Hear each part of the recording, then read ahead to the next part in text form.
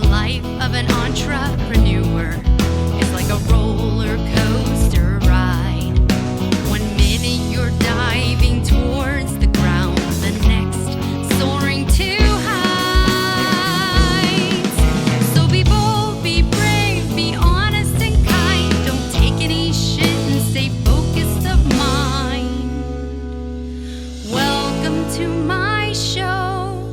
I'm Gisele, Littrell, your honest CEO. Hello, and welcome back to Honest CEO. I'm your host, Gisele Littrell, and I'm so excited that you were the first people to hear my official jingle. So I thank Brian Glosky for helping me pull this off, as well as my drummer, Matt the Sizzler. Inside joke. But these guys were amazing because they helped me cut this jingle super quick, and it was fun, and I hope you enjoyed it. And I want it to be a little bit of serious and a little bit of fun and a whole lot of real. So if you could catch some of the connotations inside of that jingle, that's basically what this podcast is going to be like. It's going to be kind of crazy. It's going to be like a roller coaster. It might have some swear words in it. It's going to have some swear words in it. And it's going to be a lot about me because I'm your honest CEO. I am, however, looking forward to having a ton of really cool guests here. A lot of my small business owner friends are going to be joining me in studio, and we're going to be talking about some of the struggles and the craziness that they've endured. So today's podcast, what's it going to be about? Well, since I don't have a guest, and I kind of already told you my story in the last podcast, I've decided that today I want to really kind of explain my mission for this podcast. I am trying to hone in and really niche in on some of the gaps that I have seen left open in the podcasting world.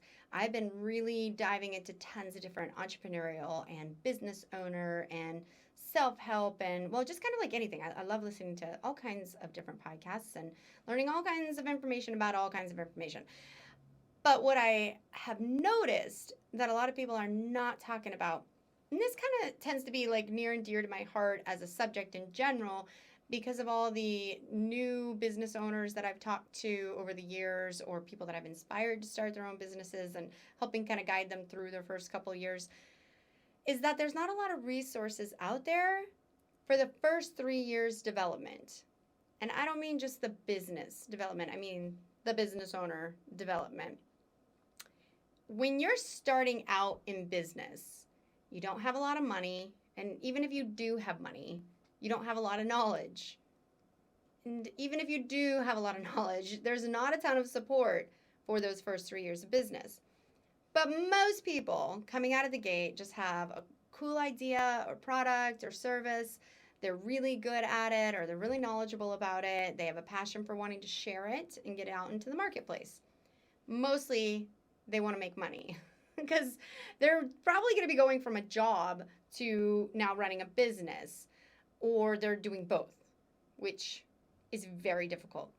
It's its own podcast. That's not today. So I want to stay focused in on the mission here for this podcast. So the first 3 years is when most businesses don't survive. It's like half of all businesses, and this stat has been around for like, as long as I've been in business, like 20 years, probably before that. And it's probably going to be around for a while longer. But if I can do my job right, it won't last forever. So if there's more resources to help those in their first year of business, second, third year of business, we will see less closures. But usually, half of all businesses close within their first year. I want to say it's like 9 out of 10 was the stat at the time that I had read it. 9 out of 10 businesses close in 1 year. And out of that 1% that survive, 3 out of 5 close in the next 3 years. And out of that, the businesses that are going to survive 5 to 10 years are like 1 out of every 2 or 3. So it's like a really small percentage of businesses that end up surviving, which is kind of crazy because you think like most of our economy is small business, or so they say. But most of our money is not small business. Like, it's our lifestyle, it's our culture, it's really what cities vibe on. but it's not what they survive and thrive on, right? It's big business, it's manufacturing and corporations and such that are really sustaining a city. But they make nothing for lifestyle. And young people, college students, whatever, they're not going to these thriving cities because they're filled with empty concrete corporations, right? They're going there because the small business scene is thriving and growing. So we serve a really big need within the community to create a culture and a lifestyle that people want to experience when they live in a city. And even being outside of the city, like if you're going to have a family and you're going to be in the suburbia or countryside or whatever, we all go to the heart of that city to have our experiences. We want theater and we want restaurants and whatever, coffee shops. So we're very, very much needed. And then you've got all the service sectors who are going to keep your life afloat. You know, you've got your plumbers and your carpenters and whatever. So all the small business owners are so important, even though we make up kind of a small portion of what the actual GDP would be in our economy, right? So I, having been through many businesses, as you heard in the last episode, really understand the difficulty in the first 3 years. Let's start logistically, okay? So logistically, you are very unfundable.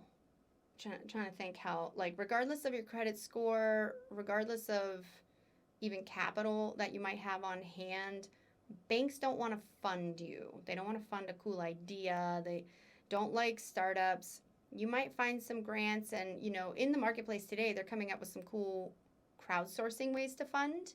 Locally, we have this new thing called Kiva. There's some pros and cons to it. I've looked at it. I did it. I got help with my French maids cleaning company. I wanted to purchase a building so that I could expand into Strongman and eventually open the coffee shop that I knew someday I'd have. I couldn't do it on my own. I had been divorced. I had not even bad credit, no credit. I hadn't done anything to build up credit. And I was not fundable. My business wasn't fundable. It was, at that point for me, I wanted to grow and get this building. I was looking outside the box of funding sources. So traditional funding lending is through banks. Banks require you to have tax returns, good credit score, hopefully some capital equity, something. I didn't own a house. I didn't have anything. I didn't have money. I didn't have a credit score. I didn't have anything. So why the heck would they want to lend me money? Because I'm like, hey, look, I started this business. It's cool. Like, I've been going for a couple years. We're making money. Haven't had any major pitfalls.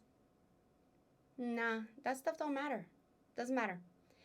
So I had to go to a non-traditional source of funding, which was Bridgeway Capital.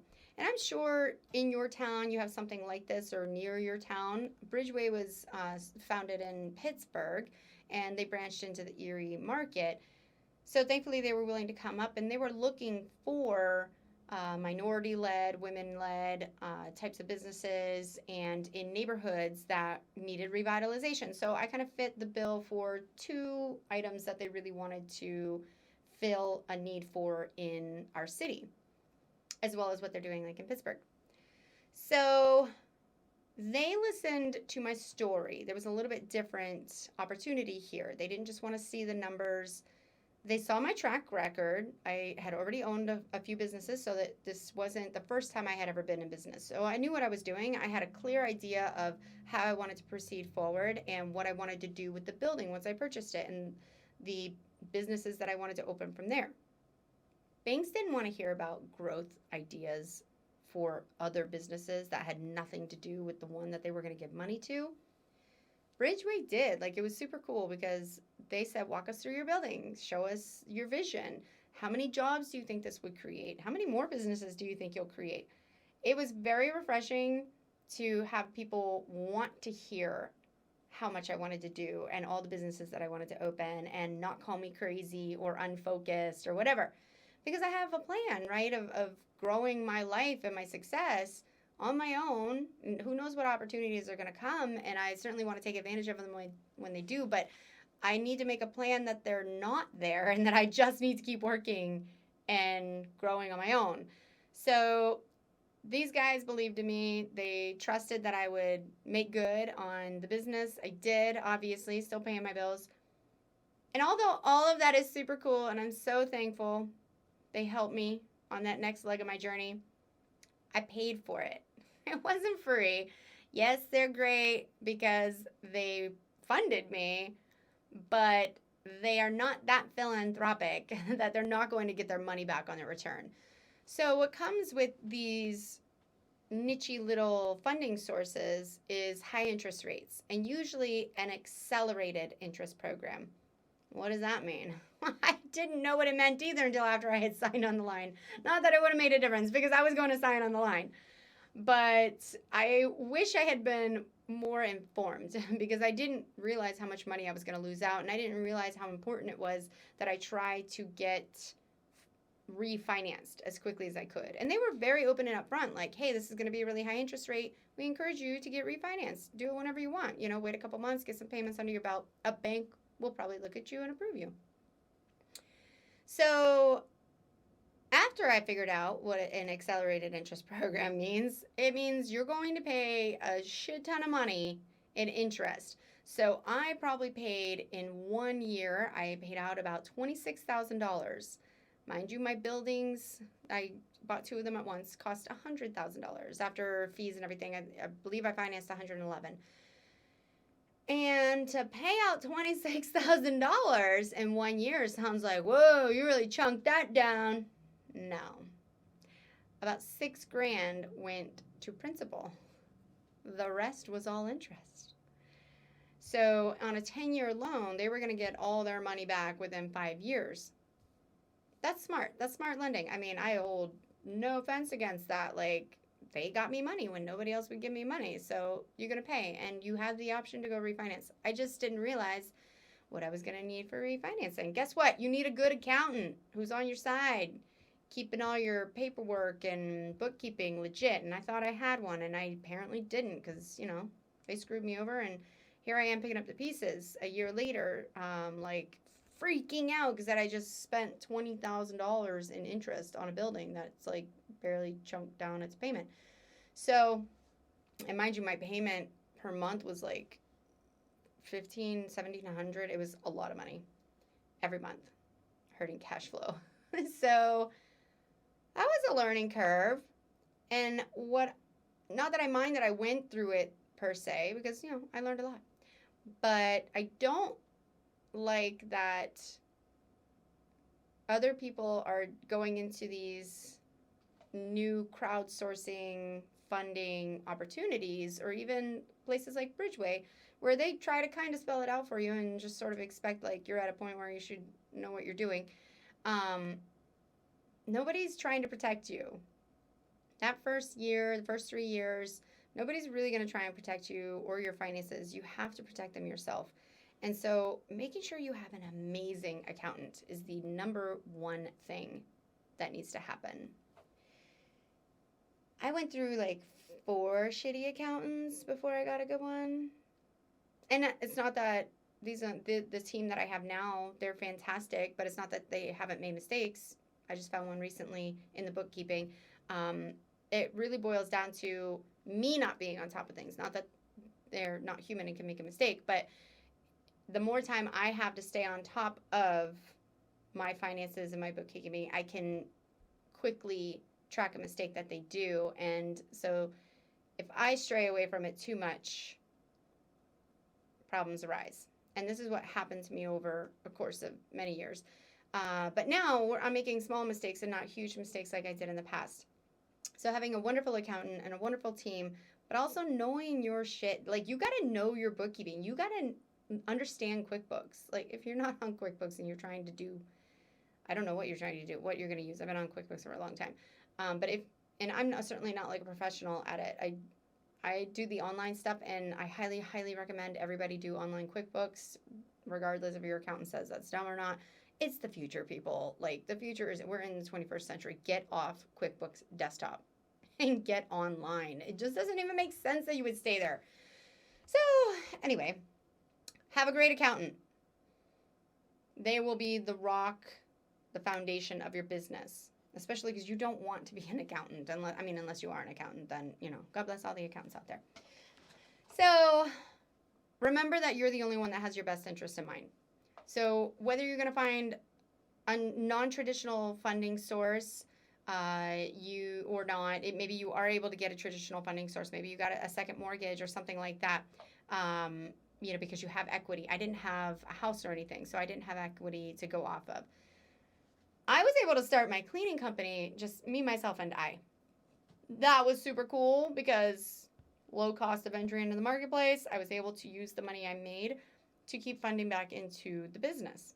And I could have grown my business just like that with nothing else, no funding at all, except that I wanted to buy a building because, A, I needed a place to live. After being divorced, I was renting and stuff, and I'm like, well, I don't want to pay personal rent and rent my office space forever. Like, this doesn't make sense because what I'm paying in those two things, I could be buying my own building, renting out space, making money, that kind of thing. That's how, the rich get richer. Or so I've heard. When I get there, I'll confirm whether that was true or not.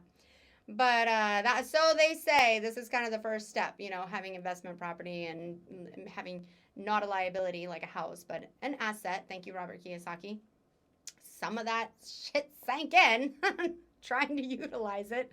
So that's one way. So in your first year of business, this is the number one question. I guess I'm going to kind of hang on it for a little bit because the number one question I get is funding. People always want to know, how did I get the money to start my business? So going back to 19, I did not have money to start my cleaning company.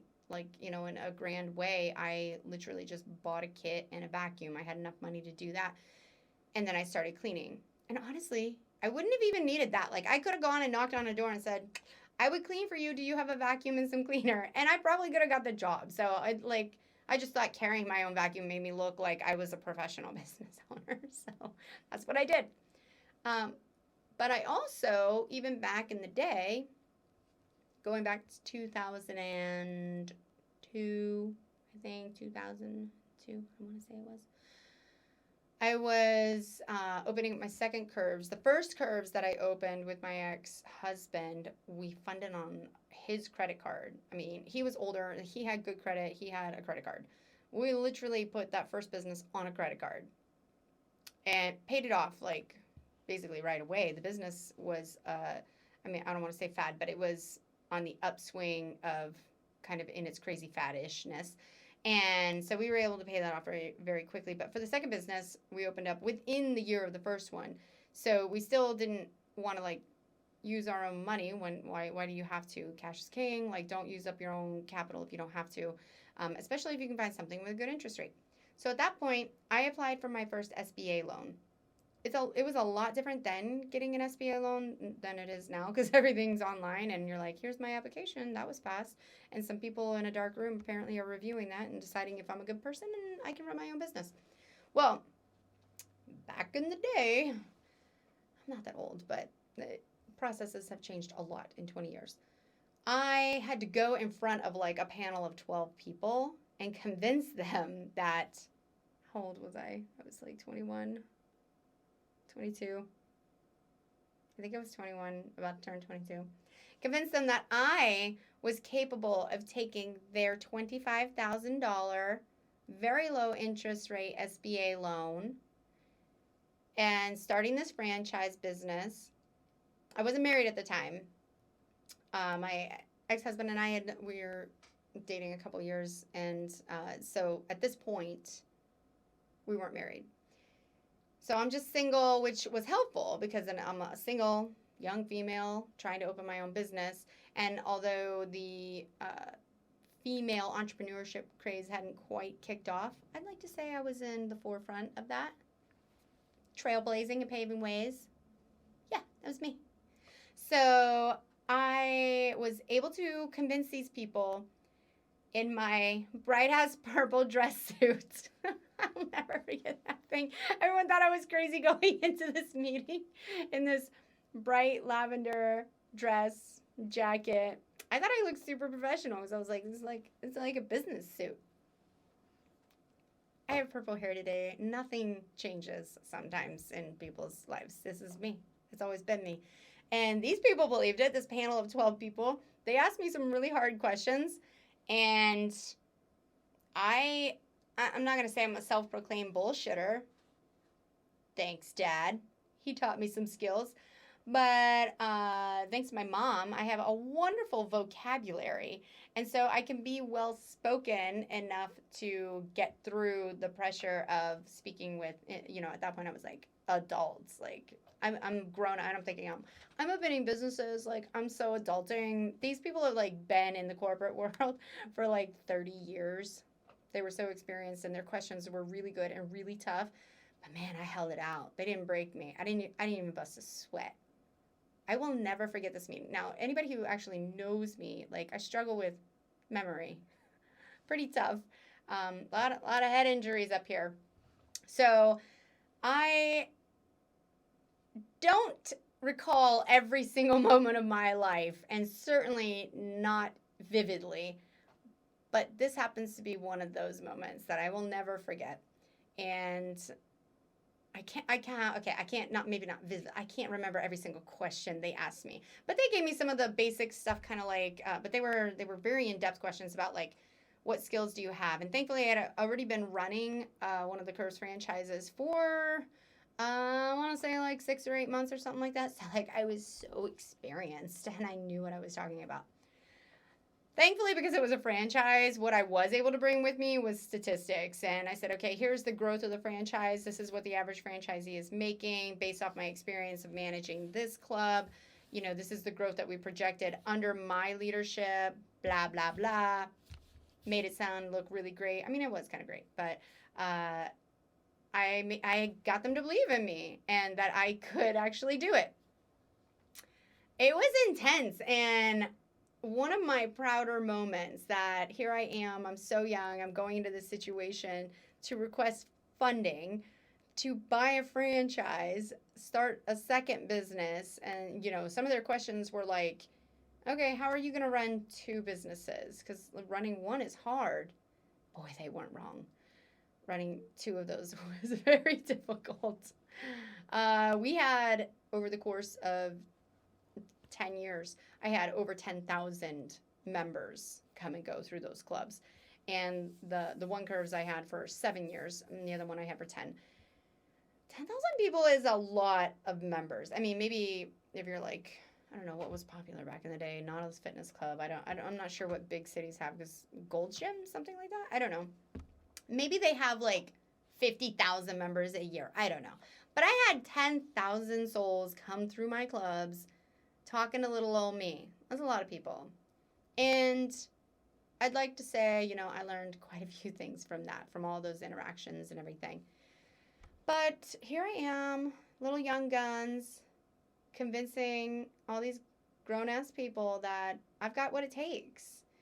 And, fast forward 20 years, I do. I had what it takes. I'm still here. I'm still kicking. So thanks to all you SBA panelers. I don't even know who they are or where they work, but kudos. Kudos to you for seeing the value that I have, the potential that was inside of me. That was I don't know if I want to call it an ego booster. Yeah, I do. I think I do. It was an ego booster. Because I was like, that was me. If you couldn't see that, go to YouTube, watch this live. I was able to build so much self-confidence from that. So if you are going to look for funding through a non-traditional source to get started in your business, now everything I'm kind of giving you is like a startup funding option. So if you don't have your equity, you can't get traditional funding through a bank lender, and you're looking for these non-traditional sources, other than like GoFundMe, because that's like super I'll get into that in a second. But if you're looking for an actual funding source, like doing what this new business thing is, Kiva, in my city. I don't even know. I'm going to have to look up more about that, because I don't know if this is a national thing or if it's a local thing or a PA thing. I don't know. but that's kind of like the buzzword around here. Kiva loans, Kiva loans. And I looked into it a little bit and saw, I was like, ooh, they've got that high interest rate, and I'm guaranteed there's going to be some accelerated interest. I know there's something about like I can personally fund it and I'm just donating it, but like a bank holder is getting their I don't know. It's a little bit confusing to me. I do know one thing about all lending institutions. They're in the business of making money back. Like they're going to get their money back plus a lot more. So keep that in mind and make sure your business model can support the amount of money that's going to be required to pay back that loan. Because it might sound great up front, like, oh, good, somebody's going to give me money. This is awesome. But make sure you've accounted for that in your projections if you do have a business plan. And I'm not a proponent of like you have to have a business plan. I'm not that person because I didn't have one. Except for the one time I went up in front of the SBA lending board, I had to create a business plan. And that was the first time I ever heard about one, needed one. The first franchise that we bought, didn't need one. They're like, you got money, you can own a franchise. That was a very young Curves franchise. They didn't know what they were doing. And I think I spoke about this a little bit. Some benefits of being in on the franchise early. That was one of them. Because later, you did have to have equity. You had to have some other things that most franchises require of people. And we didn't have to have any of that at first. Thankfully. Because that's called finding opportunities, people. Find opportunities where you can. I think I just recently learned that, like, Chick-fil-A is like this, where it's like 10 grand to get in, but Chick-fil-A owns it. You literally just have the right to run one, is how it works. And I've heard some positive and negative feedback about that on some different podcasts and stuff I've listened to about franchises. And honestly, I think, again, it's what fits you. It's what fits your need and what your goals are. So it's kind of like, oh, yeah, but if they want to take that back, that's it. You're out. I mean, you're out what? 10 grand? 10 grand is nothing to start a bit. Nothing. It's nothing. So to the naysayers, like, Chick-fil-A found a way to help people start their own business, have an entry into the marketplace affordably. I think that's genius. That's fantastic. And now I don't know everything about them. I've never even had a Chick-fil-A. I've never had their food. So maybe once, like, I don't know, a gazillion years ago. I'm just not a fast food person, but whatever. So I am not saying that I'm supporting them or they did not sponsor the show. So we're just throwing out some ideas here. So if you are looking for startup funding, non-traditional ways, they are out there. You're going to pay. Just know that up front. I'm working on a couple different things. Now, as just having started the Tipsy Bean Cafe, if you watch the television show on Discovery Plus or Discovery Channel or whatever, if you can find it streaming, whatever apps you stream on, the Undercover Billionaire Comeback City series is showcasing 6 different businesses that get helped by Glenn Stearns. He's a billionaire, millionaire. Don't argue with me on any thread. I don't care what his financial status actually is. He came in, he's got a lot of money, and he helped me out.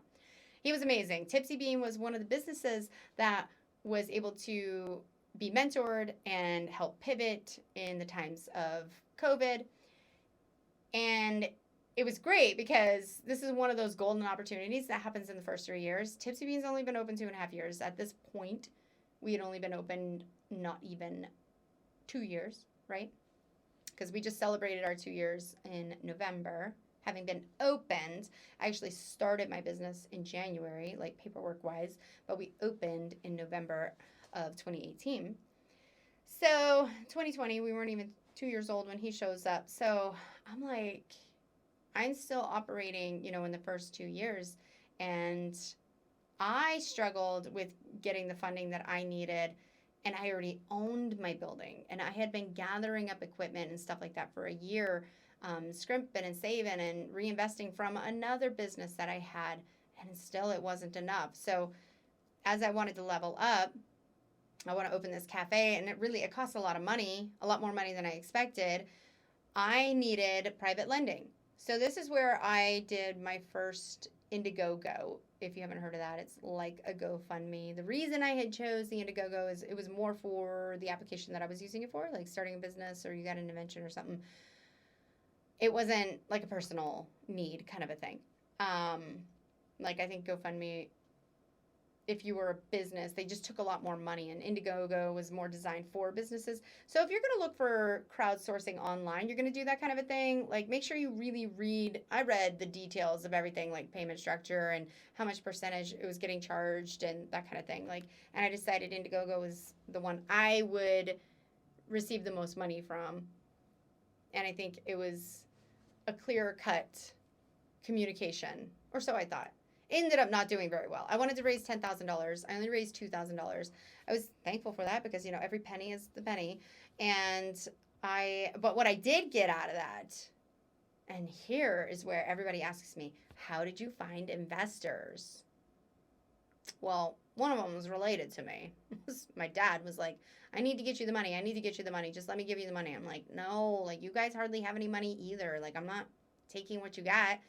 So I did the Indiegogo. It didn't go great. I needed at least $10,000. Ultimately, I needed $20,000, but I figured if I could get 10, maybe I could find a matching grant or something, anything, but I need some cash to be able to utilize.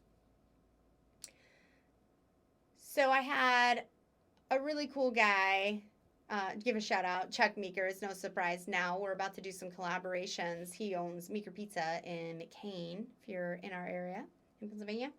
Go check a really cool pizza shop there. He just messaged me and said, hey, are you still going to open if you don't get that $10,000? I was like, oh, no, thanks for asking. So he met with me, listened to my story, heard what I wanted to do with the cafe. He believed in my vision in the community and such. He saw my history, my track history in business, and said, it's not like you're new to this, and it would be really gambling with my money, because he knew I would do it. And I am so glad he saw that about me. So he helped by giving me the $10,000 to get going.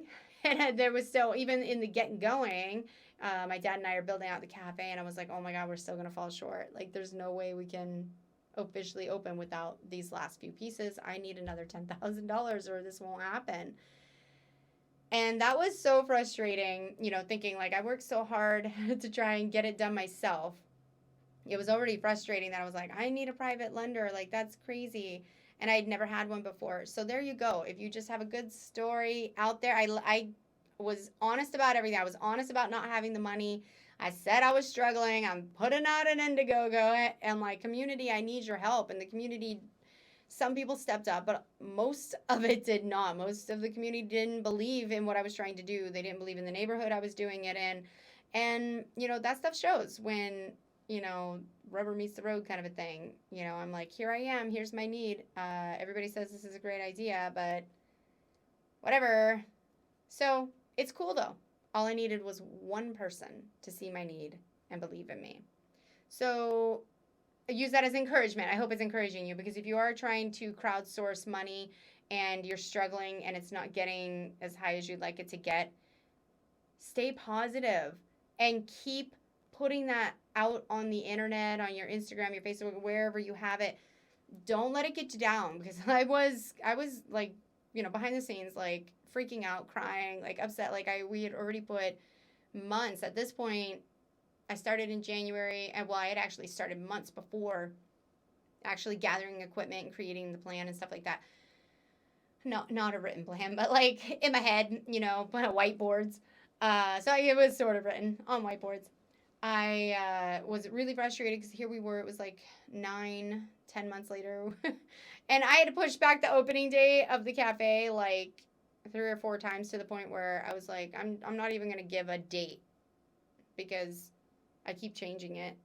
We keep not getting the money before the date, or things in the building weren't going right, and inspections weren't getting approved, whatever. It was crazy. So many things I can talk about just in that process. Not for today, but I then finally acquiesced to my dad, and him pushing me to just let him be able to get me the rest of the money. It ended up we needed more than $10,000, of course. As we were like so close to almost being there, it was just like little things just kept adding up and adding up and adding up.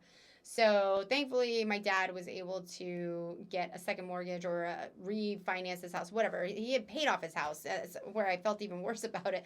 So he was able to get a mortgage loan on his house and fund the rest of my venture. My parents are amazing. They really did not have to do that at all, and it was very difficult for me to agree to it. Most people might be like, why? Like, it's your parents. Because I've always been really quite self-sufficient and found a way on my own without having to utilize them, other than their time. Like, they have always helped me. My mom's kind of always worked with me in the businesses I've owned, and, they've believed in my drive and everything, and they know I want to go somewhere greater in life, and it's really cool. I see a lot of people that don't have folks like that, and I feel bad because my parents aren't perfect, but they have always supported whatever I wanted to do. But it's not because I didn't prove to them that I could do it. Like, I bust my ass, and I struggle, and I cry, and I want to give up, and they're always there to lift me up and support me and say, I can keep doing it and keep going, and it really gives me enough bolster to do it, and I do, and then I come back, and then I'm energized, and I'm excited, and I'm pumped, and I'm vision, and I'm the everything, So that's like I'm their kid, and they know the process I need to go through. Weird. So private investors, it might be your parents, and I encourage you, maybe don't say no as many times as I said before I got the help. I might have been able to open a little bit sooner had I just said yes, but that's okay. That's my journey. And if your journey looks anything like my journey, or it probably doesn't, but some of you out there, you might look similar to me. I would be really interested in knowing if anyone has kind of a mirrored path that I've taken. Have you started businesses like this on this crazy zigzag tour of entrepreneurship? Have you done that? I would love to know. Please, message me on Facebook or on this Buzzsprout podcast or wherever the heck people message people on podcasts. I'm working on getting a website. I mean, I've got a jingle now, but I'm working on getting a website. So hopefully you'll see that very soon. I'm not going to tell you the name of it because I haven't even bought the domain. So let's not do that. You can guess Honest CEO is going to be in it, but I would love to know if anybody else has some kind of similar experience to what I've done. And if you have any input about this first year funding thing, I definitely want to talk more about the first year, all kinds of first year issues. But today is really funding, because that's where most people get hung up, why they don't start their business. Lots and lots of people have come to me with business ideas over the years that never even got started because they couldn't find that first funding opportunity. And there really are opportunities.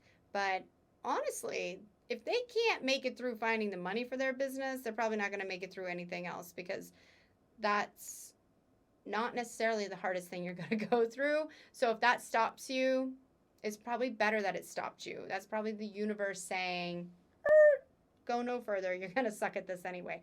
So maybe that's a good thing. If you got weeded out, count your blessings. Enjoy your job. You don't even know what shit show you just missed out on.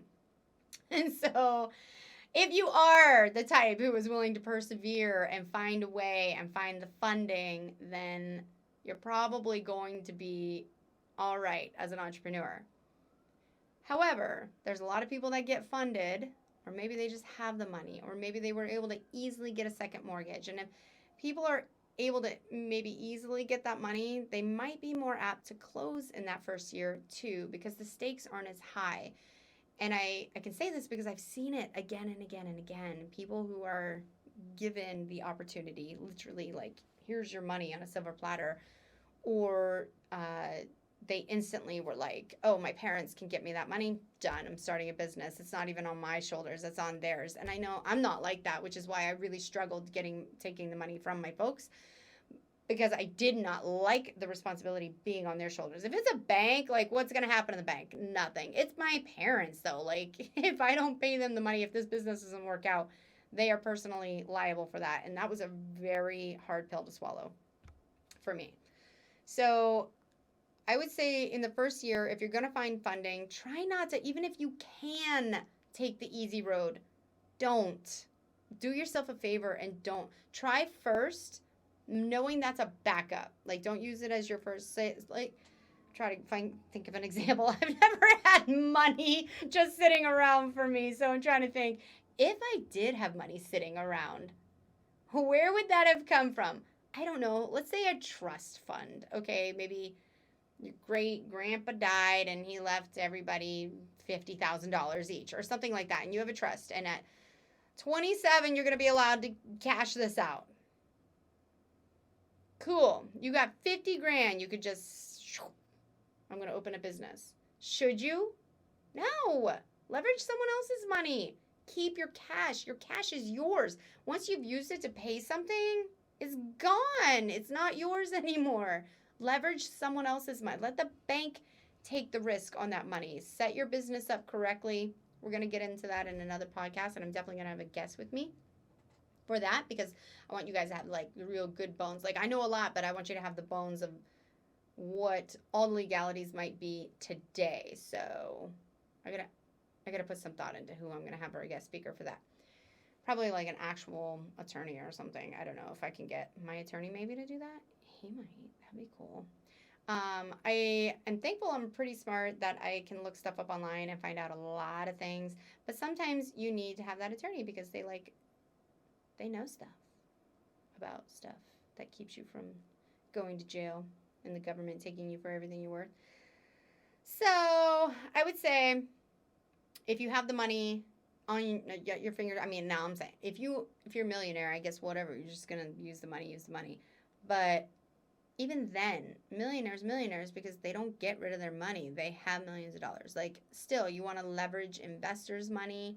Yeah, and people with lots of money, investors, like, want their money leveraged. They want 6% return, whatever, 3%, 12%, whatever it is, whatever their terms are. Kind of like Bridgeway Capital was like, it was really expensive to pay them back. But it's cool. Like, they made a shit ton of money off of me in 1 year. Great investment. People want to do that. Let the business pay for the risk. Don't take it out of your money personally. That's just silly. It's bad business sense. Because that way, if something is going wrong in the business, it's not making money right away, or like most businesses don't really make money in the first year because you have to keep even if it is making money, you're not keeping that money. There's a difference. So you have to keep reinvesting that money. So let your cash be on the back burner so that you can survive, so that you can still pay your bills, keep your electricity on. God forbid the business is like losing money and you need to give it some money to pay its bills. There's so many things we can talk about there, and I don't want this to be like a 3-hour podcast about that. I'm sorry, Brian. I'm not going to talk for 3 hours. It's not going to happen. I only have this room rented for like 20 more minutes. So I'm going to be done here soon. But yeah, keep your cash. Try not to get rid of it at all costs. Have credit cards. Even the interest rate of like 20% can be paid by the business. If you just use that card for the business, like, let the business pay it. It might be, it's crappy. It might be a lot of interest, but it's crappier if you got to pay out of your own paycheck that you already paid the government 20% on, or whatever your tax bracket you're in. There's so much more percentage that's coming out if you're having to use after-tax money to reinvest. So much more that can be said about that. But to just clarify, use other people's money. If you can't get a traditional fund, get a non-traditional funding source. That's cool. Maybe try the crowdsourcing, but do your research and see what options are out there. And you don't know who could be an investor. It was a pizza shop guy. I mean, he did a lot more things, but he's a pizza shop guy right now. And he invested in me. So, take a second look at the people around you. And I'm not saying that you go to everybody like, would you invest? Would you invest? Maybe that is what you do. Maybe that is what you do, because a lot of people have done that. And you don't know how much money people have. Some people don't look like they've got a shit ton of money, but they actually do. Surprise. So don't think you know everybody and their financial situations. Like, my uncle's got money, but he's like a hillbilly. Like, you would never know. And that's fine. That's his lifestyle. He loves that. Living his life, So Yeah, I've done them all. I've tried the crowdsourcing, I've done the non-traditional, and technically, I went through like my dad, but he got a loan in the traditional sense, so I've done it all. I've got money from all the different places and whatever. But I would say the best thing you can do is have something that the people need, the people want, so that your business will start making money right away.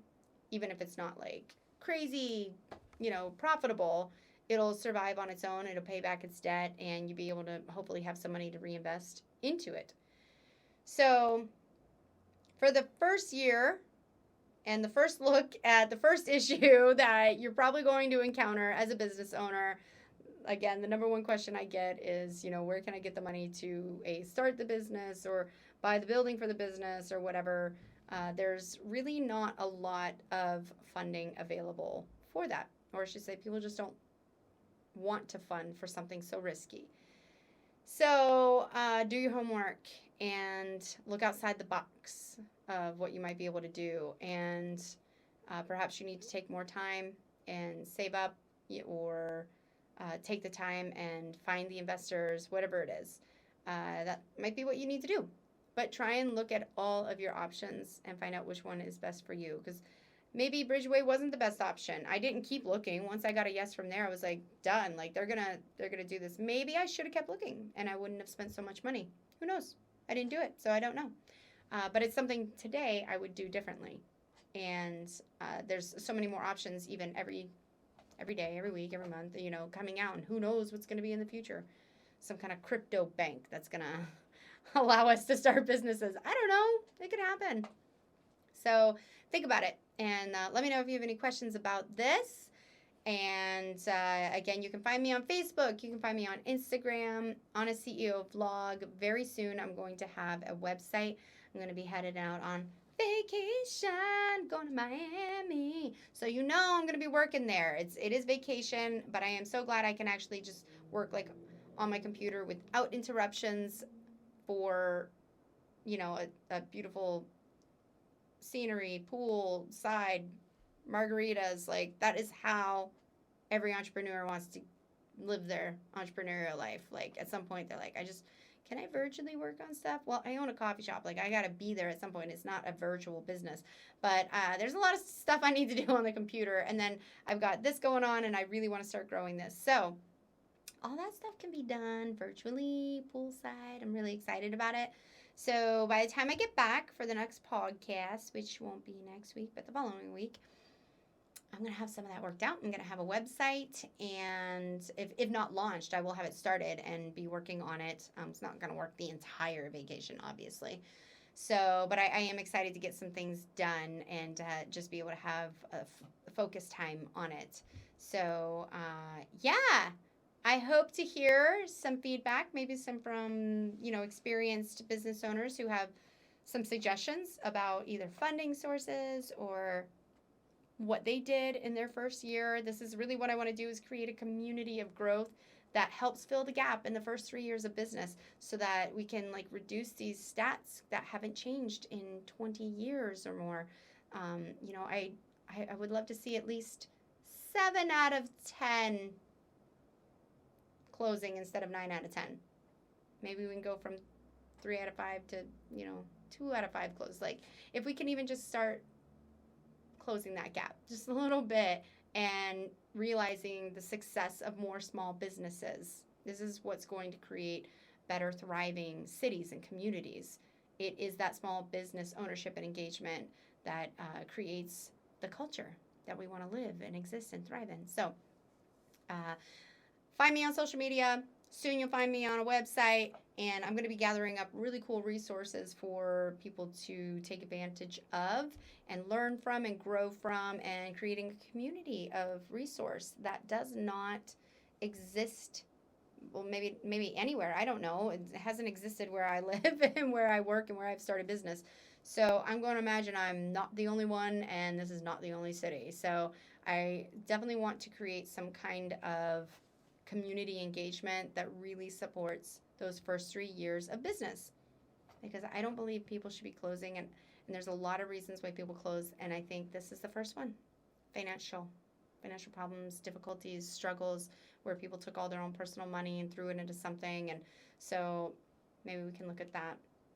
I would like to talk about product and service ideas and the market and how that all relates at some point. I think that would be a really fun conversation with a guest, with people who like stats and analyzing and stuff, because that's not me. I mean, I love hearing them, but I like researching it. No, but it is fun getting the information so that you can like have some validity of what you believe and see and talk to people about.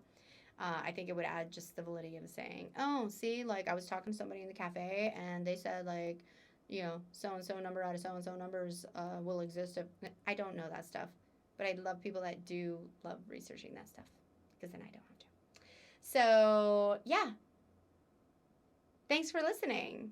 Welcome to Honest CEO. Stick around because I'm going to have some really amazing guests, and these people have buckled through quite a few years of small business ownership or working in corporate worlds and all kinds of experiences. And the thing I love most about podcasting and listening to podcasts is just the stories. You know, I think in today's day and age, we're losing the storytelling because of our lack of social engagement, especially like during a pandemic.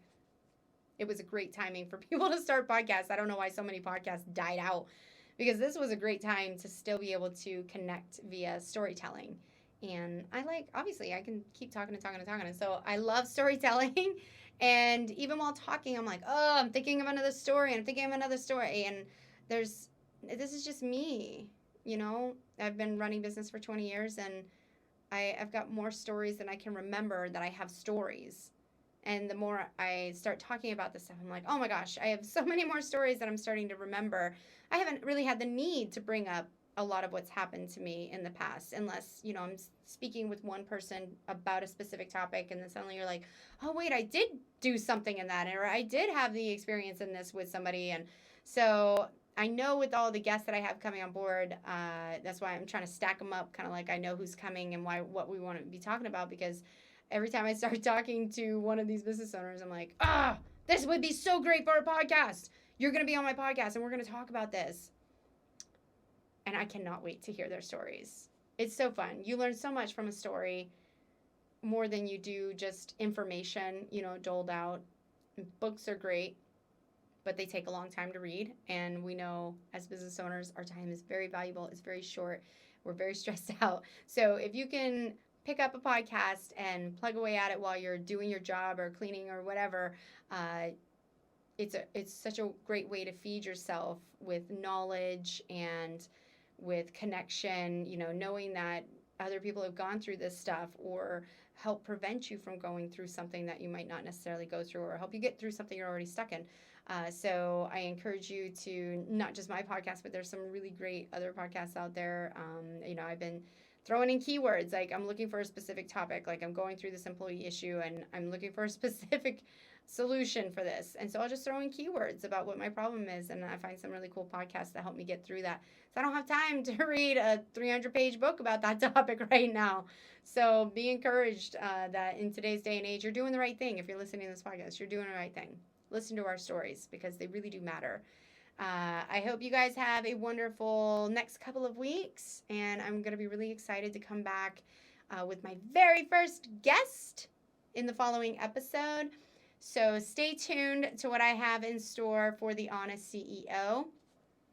And until next time, peace out, everybody!